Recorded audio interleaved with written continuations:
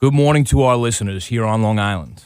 It's a pleasure to welcome you to another episode of Suffolk Matters, where Suffolk County meets Suffolk AME. So our guest today is Patrick Cullen, who is the president of the New York State Supreme Court Officers Association. Pat, welcome to the show. Thanks, Dan. Appreciate you having me on. Yeah, so let's just start out with a little background so everyone understands, who you are, who your members are, and let's start with your members. So, State Supreme Court officers, what is their role in the criminal justice system? Yeah. What I encounter a lot is actually trying to explain what Supreme Court officers do in the state. We're actually the third largest law enforcement agency in New York State. And oftentimes a lot of people don't know who we are until they have jury duty. Right. But they're not really aware of a lot of the ins and outs of what we do. Some of it's behind the scenes, but we are the public face of the entire unified court system, which, is comprised of 20,000 employees, covering 360 courts throughout the state. So, what we do, we're providing safety. We are New York's one of two states, along with Massachusetts, that employs its own law enforcement agency to provide public safety in the court system. Most other places in the country use county sheriffs and their deputies to run the courts. Right. So what we got is, in 1977, the state took over what was run by counties and the city and things like that and consolidated it. And so our organization represents, 2,000 people who work in courts throughout the city, throughout the 9th Judicial District, criminal courts, family courts, Supreme Court, civil courts, surrogates court, and county clerk's offices. Wow. So that's a lot of people, and I'm sure we can probably get into some of the things you and your members have seen over the years. But let's talk a little bit about qualifications necessary just to even do this job. Sure. I mean, it's a civil service job, so you take an examination for qualification over the last number of tests they've given every 4 years or so, every 5 years.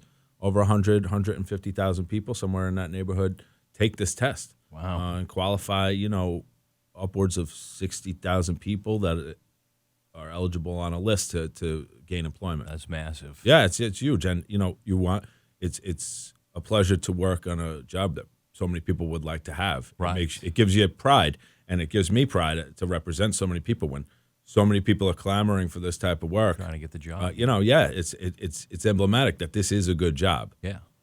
So, and, maybe some of our listeners would benefit from a little understanding on, the whole concept of civil service. So the idea is to make sure in these important jobs, these government jobs, that the very best applicants are selected and selected in a neutral way.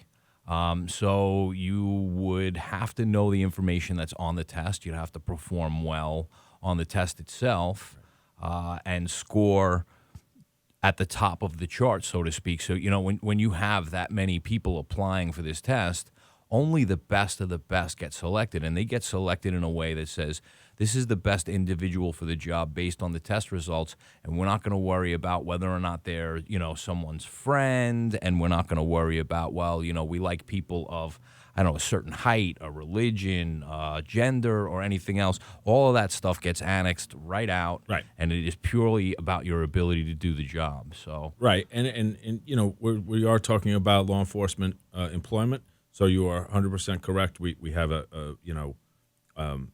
standard test for everybody, and then once the list is certified and they determine who is towards the top of that list and a certain amount of people that they are going to hire, right? Then you go through a battery of tests. Physical capabilities are extremely important on our job. Obviously, there's a medical aspect to it. You want to hire healthy people. Sure. And then there's actually a psychological aspect to it because that has got to be we do carry massive. firearms, and we want to make sure that when people are in the training academy that they are, able to handle a lot of the things that they go through in training, but also them for the next, 25, 30 years of their employment. Right. Because we do see some pretty tough things out there. Sure, You know? that's what I was going to get to Yeah. next. Like, anything going through the court system, and any of the people involved in that, on either side of that equation, there could be all sorts of factors involved. People aren't going to court generally. It's not a good thing. No. And so they're stressed, and everybody's got a different way of dealing with it. So you probably have people that when they feel uncomfortable are aggressive and. Yeah, we have unfortunately, we have violent incidents every day in some of our courts. I always put it like this, Dan. Nobody really wants to go to court, even for jury duty. It's kind of like a national running joke, right? But ultimately, when you're engaged as a user in the court, and the court is there for the citizenry, Right. because people want an answer to a problem. Right? Yes. So it's really a location to find solutions. Right. But when you take criminal court, there are always things at risk in court. So you take criminal court, people's freedom is at risk. Yes. Right. When you take civil court, people's finances are at risk. Right. And when you take family court, marriages and children and custody of children and adoptions and really sensitive issues are at risk. Yeah. One way or the other. Right. And so oftentimes is the nature of justice in this country is there's a winner and a loser. Right. The loser's not going to be happy. The winner's probably not happy either, to be honest. Course. But, so you have a lot of people who are, frustrated by how a proceeding might go. And oftentimes that leads to, confrontation, conflict. And that's why we're there. That's why there are so many of us to handle that type of situation. Yeah, and I was going to ask a little about, the dangers that your members face on a day-to-day basis, and I would imagine, it's probably pretty varied, but I don't want to, I don't want to speak for you. No, I mean, I isolate New York City, for example. There are, a few dozen, if not more, police precincts in the city of New York. Every arrest that's made in each of those precincts goes to the courthouse. Yeah. So everybody arrested in a precinct in Bronx County comes to Bronx Criminal Court. Right. And so you have, kind of a central location now for everybody who's been arrested to now be, Go trying to find through the process. Yeah, try to go through the process, but also, be there for a long period of time. The courts are backed up. Yes. They're probably always going to be backed up. Right. And so, that the time that it takes to complete a case these days is longer than it was last year and longer than it was the year before. Right. And that's frustrating to people. Yes. I don't think anybody wants to get arrested. No. No. The general consensus would be, it's good to not get arrested. Sure. But when people do, they come to us. Right. And so, just the sheer volume creates issues for us. Right. And, you guys provide safety to the public. You provide safety to the people that are in the system and seeking that redress of whatever sort. But, there is an entire staff that makes the court system work. Correct. So you've got judges, you've got clerical staff. There's all, and I'm not even going to pretend to know the whole entire list. But everybody is basically, for protection, your members have to look out for everyone. Yeah, no question. Where, everybody who steps in and around the courthouse in New York State, we are there to protect them. And that includes, the jurors who are coming to do their civic duty and, maybe not expecting some kind of altercation to break out or deal with as serious a matter as they may have to. Right. And so, we're there for, information, for safety, and to make sure that everybody who comes into that courthouse goes home just as safe as they got there. Sure. And so, again, we're in a situation, I love when we have labor leaders on, especially when they come from the public sector side of things and get to talk about how their members got involved in a line of work that puts them in harm's way to benefit other people. And, maybe it'd be helpful just to have an understanding of, why you became a court officer in the first place. Yeah, I was, after college, I was in a private sector for about 4 years, working financial analysis. And, one day, the individual who was formerly my boss was no longer my boss, and I had a new boss, and they told me that things were going to change, and a number of people I worked with were no longer there, Right. and I was fortunate enough to still be young enough, and I had taken the civil service examination for a court officer. Right. My brother had also joined as a court officer prior to my arrival, and so the writing was on the wall. I grew up in a very blue collar, middle class neighborhood in the Bronx, Right.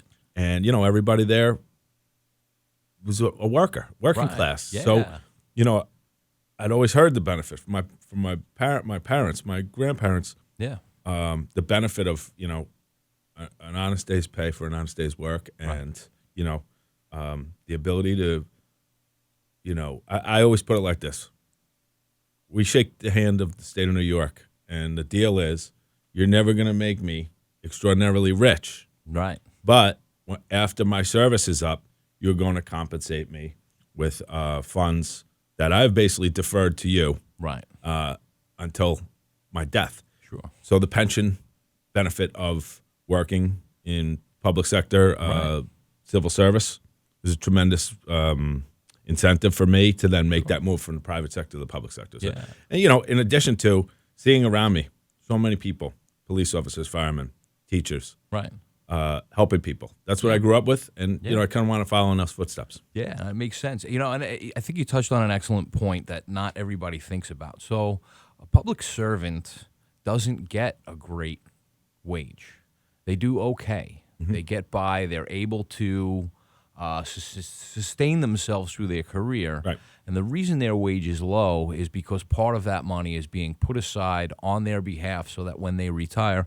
So, you could be in the in the private sector, work your whole career, do the best you can with the money that you have, Right. and try and save a little, and find yourself at the end of your career without the ability, like, now how do I go on? I have to stay in the workforce. I have to continue, Right. So any government work that takes a portion of your pay and puts it aside for you, and I got to say, the comptroller of the state of New York does a phenomenal job.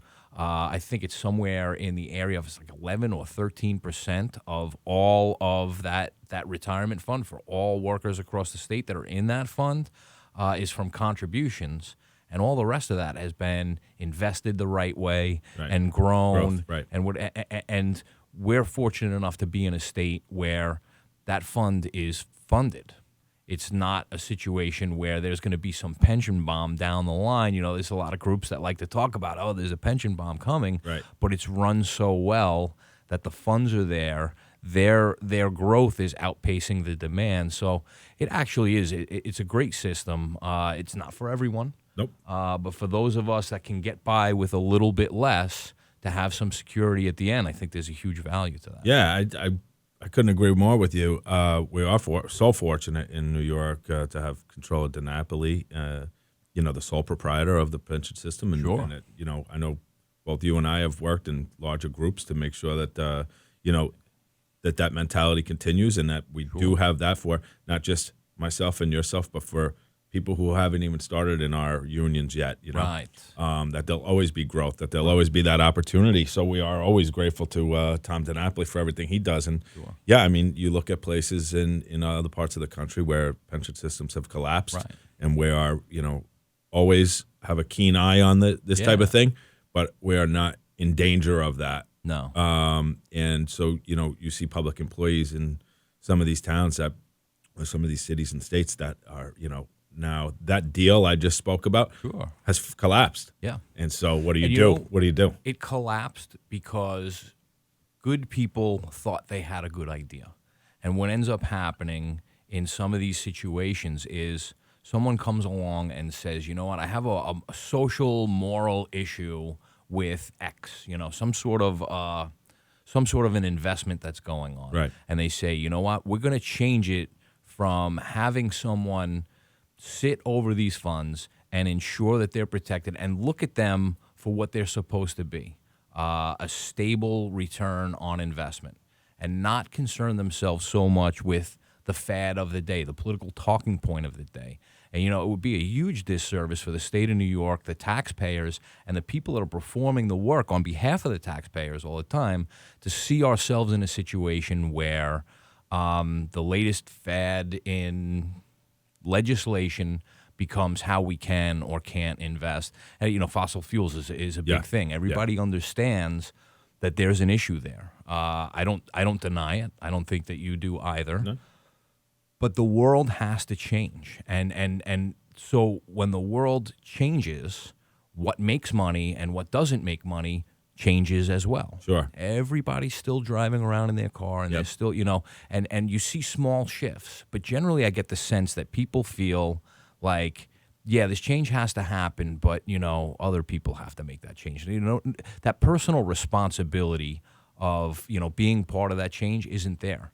And when it does, this system that the comptroller sits over will automatically pull itself out of things like fossil fuel because the returns won't be there. Right. But if we pull out of that now and put it into something that isn't stable, it's going to shrink. It's going to shrink the value of that fund, which means a reduction in services or an increase in taxes to make up that difference. Right, both of which we can't afford.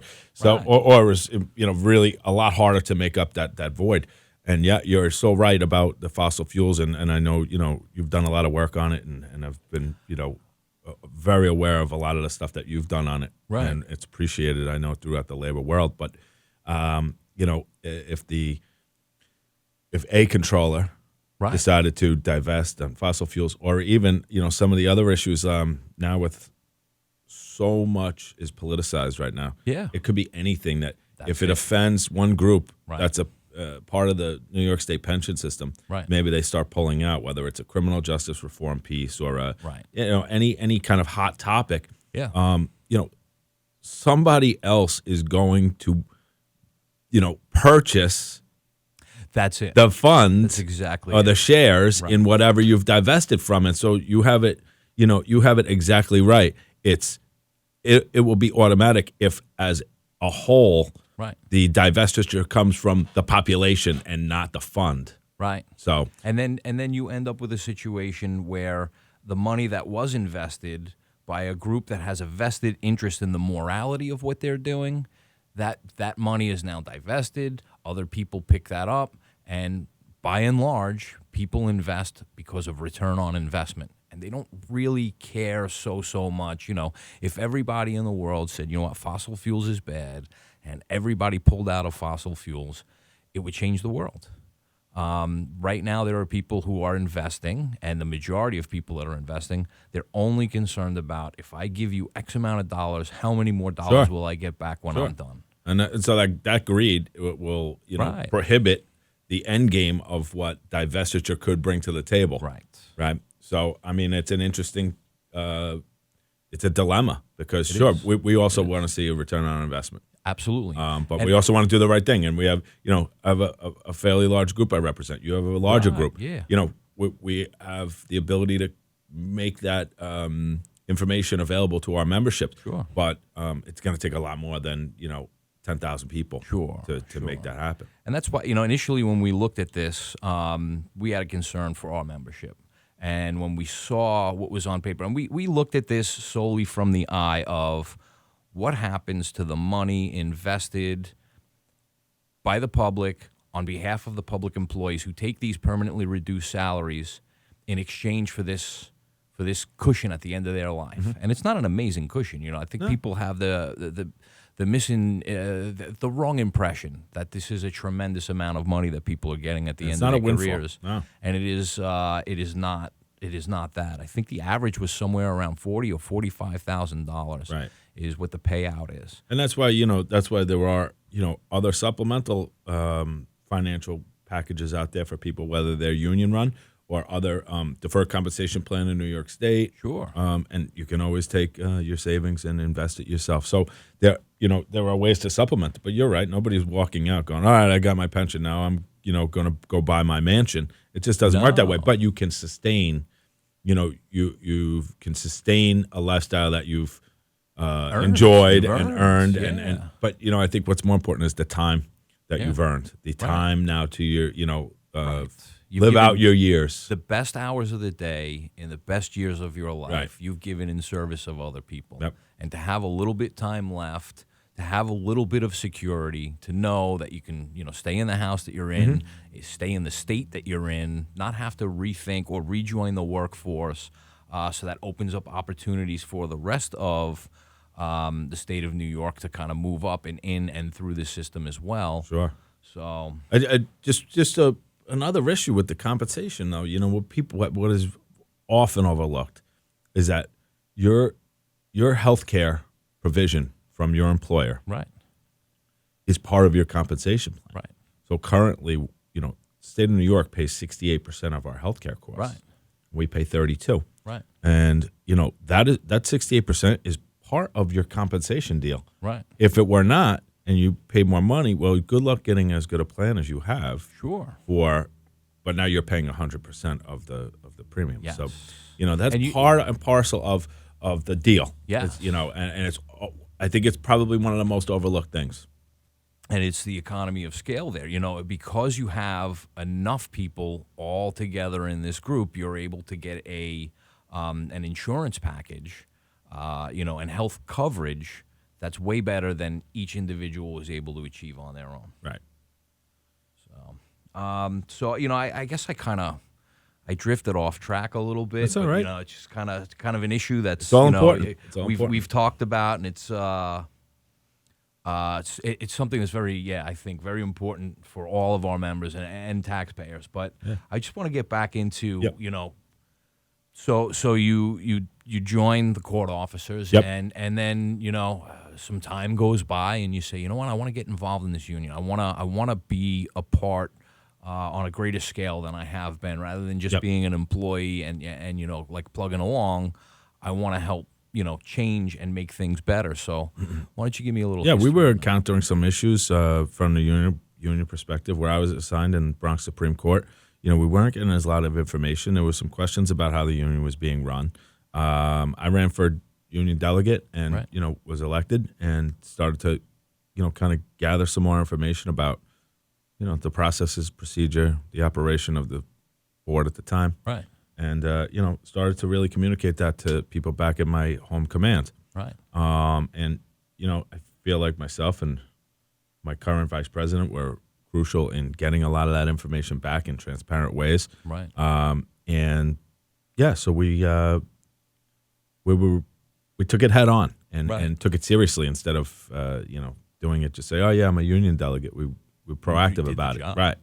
Right. And so after some time there was going to be basically a lot of vacancies in the executive board. Right. And we decided to run and we were successful. And then 3 years later we ran again and we were unchallenged, and now we're up again in this spring for another run for another 3-year term. That's great. And, that's something I can say that I've definitely seen in you is you're not satisfied with the status quo. You're always talking to people. Hey, how is this being done? How is that being done? You're always looking for ways to improve what it is you guys do on behalf of the people that you represent. Yeah. And those people are there to protect the public, So it's this multi-layered thing. But you've always been, I think, very engaged, very, like it's that natural curiosity. Hey, Right. how did this thing happen? Sure. Because I want to do that for my guys. And then and when I say guys, obviously I mean group of Sure, yeah. people. I just don't say the word folks that Yeah. often, but I guess I meant folks in that instance. But It's I appreciate you saying that, and because it's so important to constantly be learning. Yeah. I think what you see is maybe in some union leadership in New York, some people forget that they are actually members of the union. right. And when my time is done, I go back to work as a Yes. member of this union. Yeah. So everything I do affects Right. me down the line.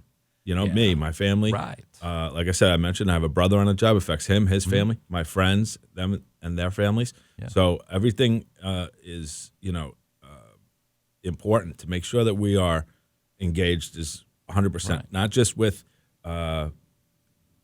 people who provide services to unions and things like that, Right. but the communication aspect of Very important. union leadership is. I mean, and I think we need, and I know yourself and myself have spoken on many occasions about I think need to see an infusion of a youth culture in union leadership. Correct. It's become it's become a thing of the past. And look, people have done their time, but Right. we're engaged daily basis on our website, email, Facebook, Twitter, and Instagram. Yeah. Some people out there don't even know what Instagram is, what Twitter is, and those types of things. That is critically important. I could put a memo out or some kind of information, whether even for that doesn't affect everybody, Right. but it could be within seconds. But then everybody knows. And now it's in everybody's pocket because everything we put on our website is sent immediately to everybody's email. Yep. So within seconds, I could communicate with my membership. That is a critical step in what we've done and where we've come from. We used to fax things out. Yeah. Now we're in your pocket, and when you get a chance, you can check that message. And so that communication and the engagement with your members, but it shouldn't just be communication to the members. It needs to be communication from the members. Yes. And so if you're listening, you're going to be successful. If you're not listening, Right. you know what? There's going to be problems. You're going to have problems in your union. So it's a two-way street. If you're only talking, you don't have time to listen. Right. And so a lot of what we do is, really trying to get information from the field is difficult. But when it comes in, we process it and we figure out, is there an issue here? Right. And we can then make everybody aware of maybe an issue that exists in this place that could exist in your location. Right. Here's what we're doing about it. Yes. So honestly, that's one of the most important things that I have tried to establish. I'm proud of it. Yeah. We're constantly looking at, messaging Right. to our people and to our members and our retirees who are a little bit harder or more resistant to social media and things like that. And some of them don't have emails, but we're trying to get messages out just while we get messages in. Yeah. So I noticed a thing. You and I were at a conference together, and there was a group of guys around our age and our mentality. This I guess newer concept. Right. And then there were a group that they came up at a different time. Mm-hmm. The world was different. The way people viewed unions was different, and we had some discussion about some things that were going on in the world. And you could almost see that dividing line. Yeah. Of no, this is how we used to handle it back at this point in time. But the world has changed, and so you need that thought process, that thing that I said that you've implemented into who you are and how you represent your members. You need to be able to look at problems in the times we're in, the world that we're in. And, with access to, technology and information, bringing it in, getting it out, all of that, or we'll be left behind. Yeah. So although I appreciate all of the effort that it took from everyone to make the labor movement what it is, we have to always update and always, expand and improve. So I've eaten up a ton of time talking about bunches of things. I was very curious to know some things, and then I get a little passionate and I talk. But I know that you guys have a campaign for safer courts, and I just want to get your thoughts on that. Yeah, well, that was something that for a period of time, this dating back really to the financial downturn in 08, 09, there were hiring freezes. Obviously, everybody's aware of a lot of the stagnation that occurred as a result of bank collapses and all of that great stuff that happened at the end of the last decade. We suffered, and in addition to that, we had a retirement incentive, so a lot of people left. Right. On that too. So we were unable to fill a lot of the spots of people who either retired and a lot of the people who weren't hired. Right. It was like a double hit. A little attrition. Absolutely huge. So it had started to really catch up with not the process of what happened in court, but the safety. Yeah. Because what they started to do was bring a lot of our members inside from outdoor posts and from hallway posts and from information booths where somebody who doesn't know where they're going, They took people from those are vital areas in our courthouses. Yeah. They took them and it stuffed everybody into the courthouses. I'm sorry, into the courtrooms. Yeah. And what we started to see was a lot of serious safety problems in and around the buildings. So we determined to make the public aware of that, because somebody these days, you send your 70, 75-year-old mom to jury duty, Right. In somewhere. Who knows what the heck's going to happen to her, right? Right. So we want to make the public aware that these shortages were not being addressed. We weren't catching up. We couldn't. And so ultimately, we decided to, basically start a campaign and let the public know. So, between newspaper, television, radio, social media, Right. Any other way we could get the message out, we did. And ultimately, it was quite successful. Very good. Very good. So, Pat, I want to thank you for coming down, speaking to me about, issues you face and some things that I get upset about. And love to have you back. Yeah, I would love to, Dan. And it's really it's wonderful to be able to talk to you and see that you're doing so much for your membership. It's really great, and I appreciate you having me on. Yeah. So, all right. And again, for our listeners, thank you for spending some time with us this morning, and we'll see you again next week.